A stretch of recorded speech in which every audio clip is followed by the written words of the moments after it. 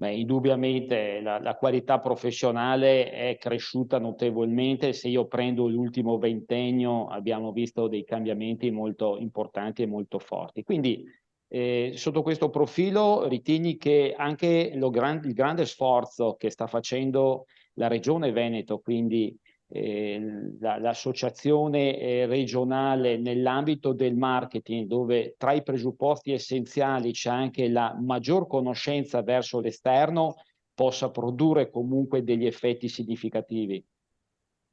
Sicuramente, sicuramente la nostra regione sta facendo uno sforzo a livello comunicativo notevole, proprio perché dobbiamo sempre più far conoscere fuori, sia ai nostri colleghi, ma soprattutto anche alle persone, il grande lavoro che c'è dietro, il grande lavoro sì di immagine, ma soprattutto il trasferimento di cultura e competenza.